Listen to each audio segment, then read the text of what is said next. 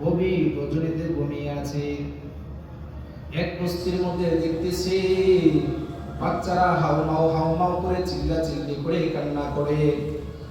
আরেক মা এক বোন সেই চুলার মধ্যে কি যেন রান্না করতেছে। খলিফাতুল মুসলিমিন হযরত ওমর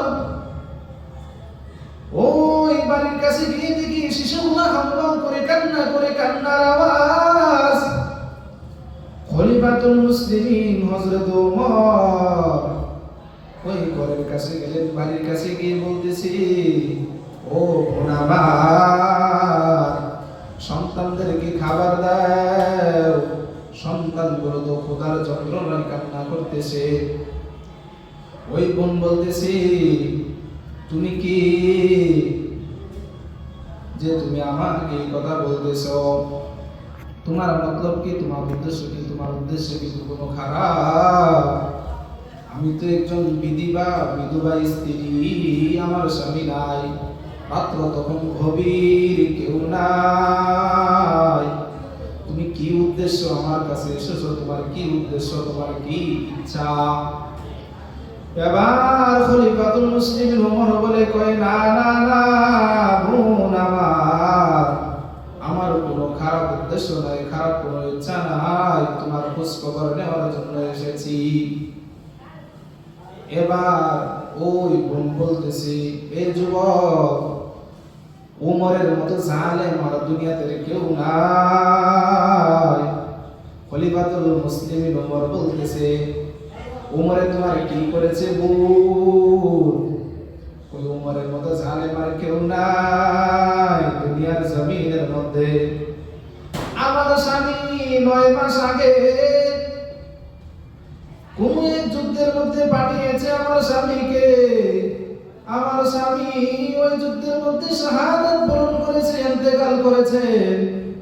9 মাস হয়ে গেল, ওমর আমার কোনো খোঁজ খবর নেয় না, আমার কোনো খবর নেয় না।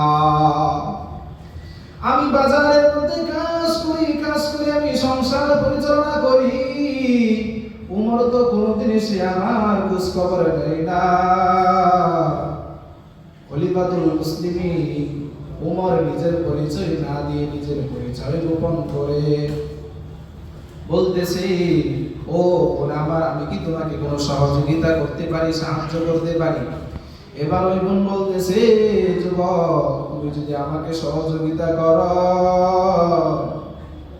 আমাকে যদি সাহায্য করো, খুব ভালো হবে, উপকৃত হব। এই যুবক, আজকে তুমি বলতেছো আমাকে গভীর রজনীতে আমার সন্তানগুলা হাউমাউ করে ক্ষুধার যন্ত্রণায় কান্না করে, আজকে 9 দিন যাবত আমার চুলার মধ্যে আগুন জ্বলে না। ও যুবক, যদি আমাকে সহযোগিতা করো, সাহায্য করো, আমার সন্তানগুলা ক্ষুধা থেকে বেঁচে যাবে। খলিফাতুল মুসলিমিন হযরত ওমর ওই বস্তি থেকে দৌড় দিয়ে রাষ্ট্রীয় পোশাকারে আসলেন। পোশাকারে আসার পর আটার বস্তা নিচে পিঠের মধ্যে বহন করলেন, আসবাবপত্র নিলেন, চিনি দিলেন, তেল দিলেন, আসবাবপত্র বহন করে নিয়ে আসলেন রাষ্ট্রীয় পোশাকারে। খাদেম গোলাম বলতেছে, খলিফাতুল মুসলিমিন, আপনি আটার বস্তা কেন বহন করবেন, আমি বহন করে নিয়ে যাব। খলিফাতুল মুসলিমিন বলতেছে, ও গোলাম, আমি অপরাধ করেছি, আমাকে সেবা করার মতো সুযোগ দাও। খলিফাতুল মুসলিমিন হযরত ওমর রাষ্ট্রীয় পোশাকের দিকে আটার বস্তা বহন করে মাথায় করে ওই যুবতী বোনের বাড়িতে আসলে। আসার পর বলতেছে, বোনগো, তুমি রুটি বানাও, তুমি যদি কিছু না মনে করো, আমি তোমার রুটির খামিরাগুলা তৈরি করে দিব, তুমি যদি কিছু প্রয়োজন বোধ করো। খলিফাতুল মুসলিমিন অর্ধ জাহানের বাদশাহ ওই যুবতী বোনের সাথে আবার খামিরা তৈরি করে আর ওই যুবতী ভুল গভীর রজনীতে রুটি গরম করে এবার খলিফাতুল মুসলিমিন বলতেছে, ও আমার বোন, তুমি যদি কিছু মনে না করো, আমি তোমার সন্তানদেরকে খাবার খাওয়ায় দিব।